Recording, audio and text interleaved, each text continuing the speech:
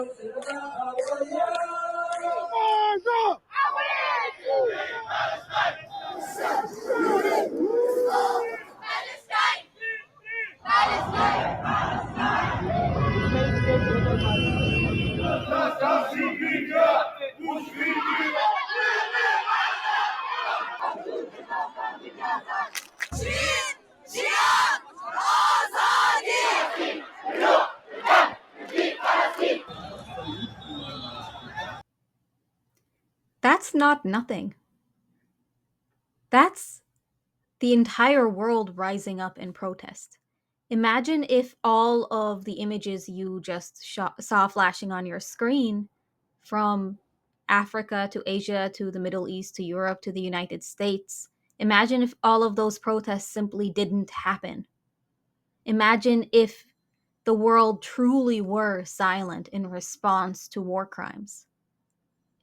There's certainly an overwhelming amount of indifference, but the world hasn't been silent. The world has been consistently screaming for Palestine. It's united every oppressed person in every colonized land like never before.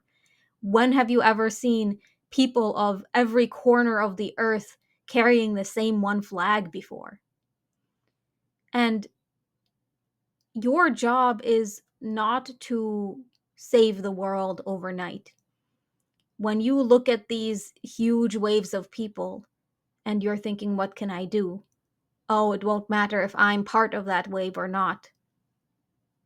That mentality is what contributes to the silence.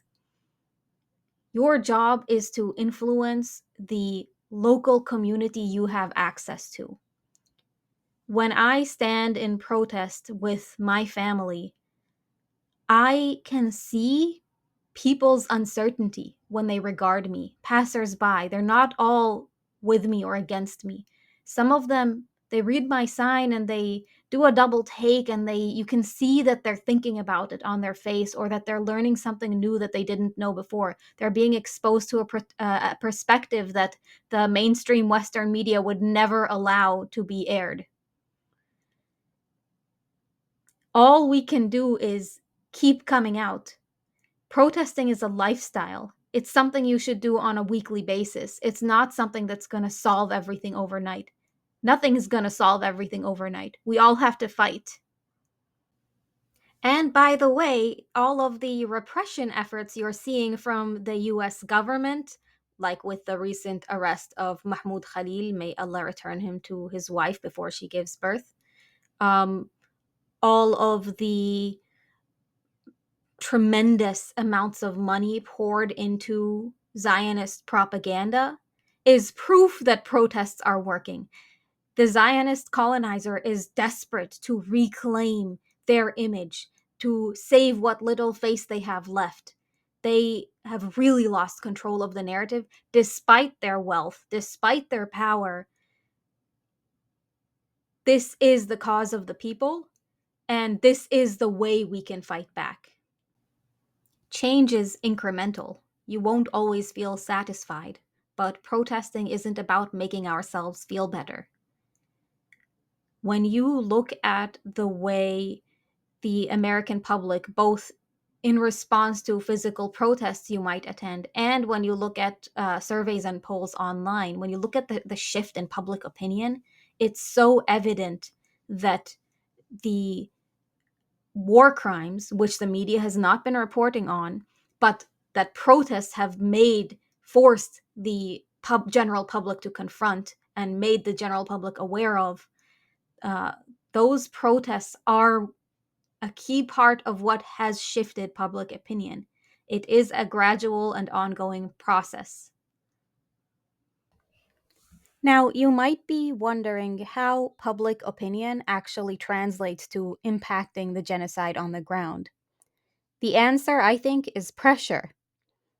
Basically, the more the public makes a fuss when they're not okay with a certain behavior from their government, the more their government is in turn pressured to change that behavior. And obviously, the politicians, even in so called Western democratic countries, don't serve the people. They clearly do serve the ruling class, the corrupt and powerful.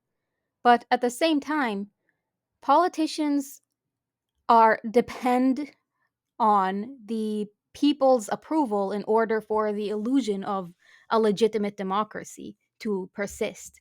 And they get away with whatever we let them get away with.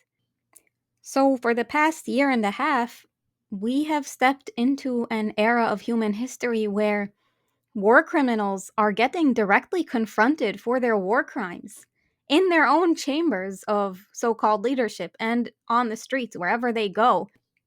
Like, if you've seen those amazing clips from Code Pink of those brave activists yelling at Blinken, directly confronting him with his war crimes, that atmosphere of making the politicians feel like their actions have consequences, that's new and that's huge.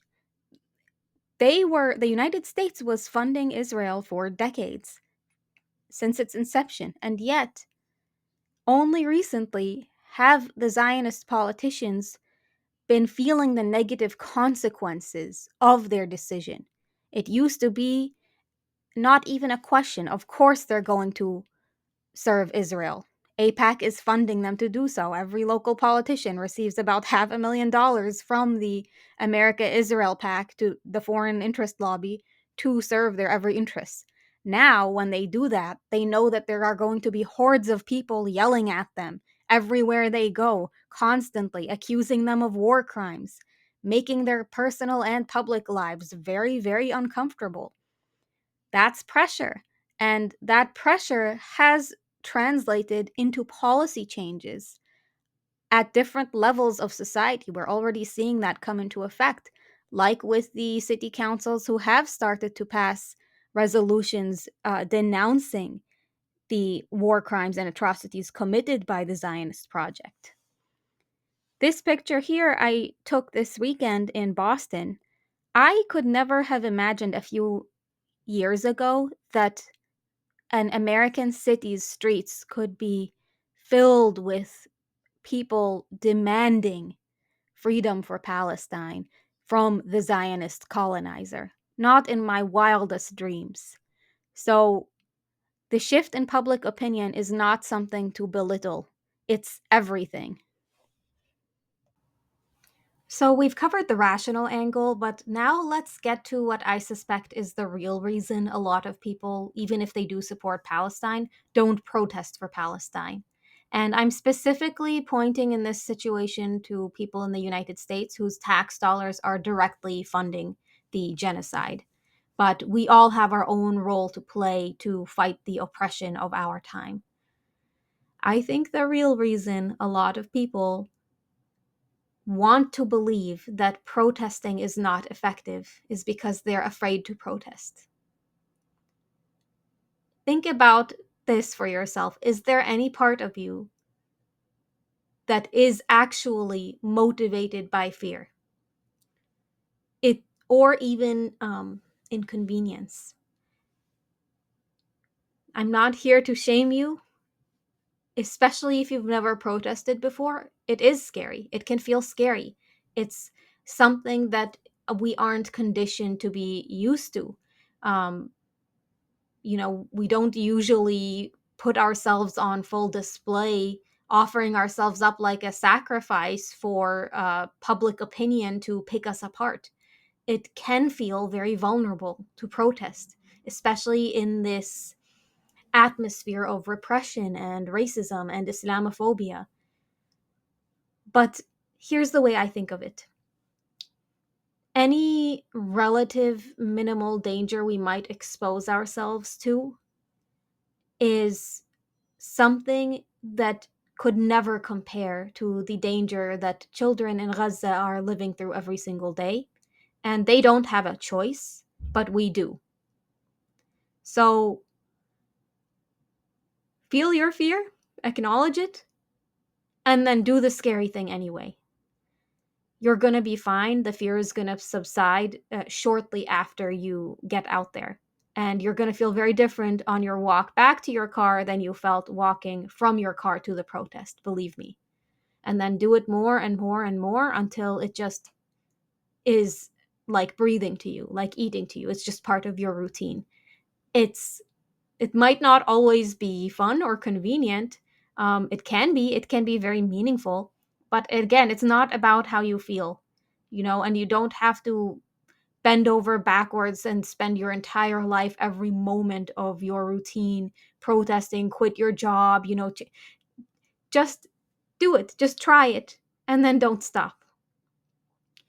Um, if you ever are confronted, a good safety tip to keep in mind is أعرض عن الجاهلين وقول سلام from the Quran. Basically, turn away from the ignorant and say peace.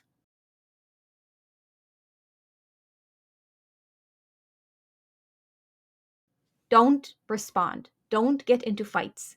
Anyone who sees you protesting genocide and yells at you is a psychopath. The only thing you know about that stranger is that they're pro genocide. That's not someone worth getting into discussion with. That is someone to ignore. If you have made them upset, good. The protest is working. You have elicited an emotional reaction from someone who clearly feels threatened by you. Don't get into an altercation with them simply by not provoking them. And yeah, it might be even safer and less scary to just stay at home and do nothing, or, donate, post online, all of that. But break the fear, like dip your toe in the water and then realize it's actually not that cold. You can do it. And we need you to do it. One last point from the spiritual perspective, specifically addressing Muslims. We understand that Allah is Al-Aziz, Al-Qadir. He's almighty and he is capable of anything that he wills, subhanallah. Which means if he willed, then he could bring a stop to this genocide right now. So when you say, what's the point of protesting? It's not going to immediately stop the genocide. The point is not to immediately stop the genocide. If God wanted to, he could stop it. He's testing us. That's the whole point. He's testing us with the genocide, the people who are living through it, and the spectators. So if you fall into the category of spectators, stop watching. The whole reason you are alive during a genocide is to be tested based on how you will respond to the genocide. So, your duty as a Muslim is to fight oppression, is to stand against injustice.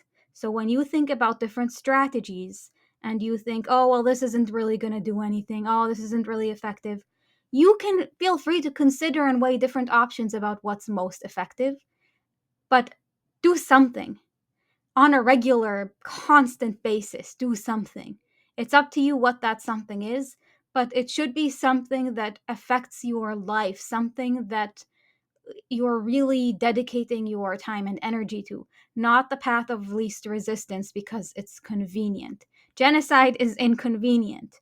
So even if there are certain methods of protesting that feel less threatening, we are here to make an impact. And the fact that people often question protesting, which takes the most effort, about its impact makes me suspect that people are trying to justify their inaction.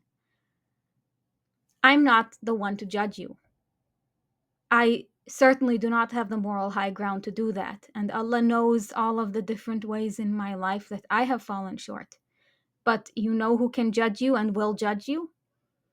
Al-Hakam, Allah subhanahu wa ta'ala. So think about that. I know that a lot of people, really their heart burns for Palestine. Their heart burns when they see oppression, but they feel a sense of helplessness. And in some cases, they have different life considerations. They might be really busy with work. They might have kids and a family to think about. Just remember, all of those things are also tests. Allah is testing you with the things He's keeping you busy with. And on one hand, yes, you can't spread yourself too thin. You have a lot going on, and that's fair and it's understandable. But do what you can within your means from your location. If you're not a wealthy person, you can't be expected to donate billions of dollars to a cause. If you don't have a lot of time to spare, you can't be expected to use all your free time. So everyone has been given different circumstances, different challenges, and different resources. What's asked of you is to evaluate those resources, those circumstances, and to show up in the best way you can. The effort is what matters. So if you feel helpless and unable to stop the genocide, remember, you're not asked to stop the genocide. You're just asked to join the effort. You are only one person, therefore do something. Not you are only one person, therefore what can you do? All of us collectively doing something will yield a difference. We have already seen it. We are constantly seeing it. And guess what? Palestine will be free with or without you.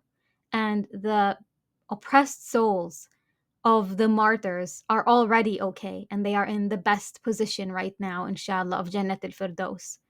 The question is, what will your position be?